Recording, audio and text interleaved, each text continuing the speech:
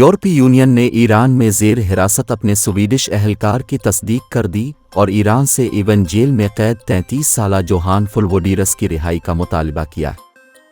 यूरोपीय यूनियन के मुतालबे पर ईरान ने इनकार करते हुए स्वीडन में उम्र कैद की सज़ा पाने वाले अपने शहरी हमाद नूरी के तबादले में जोहान फुलवोडीरस की रिहाई की पेशकश कर दी है।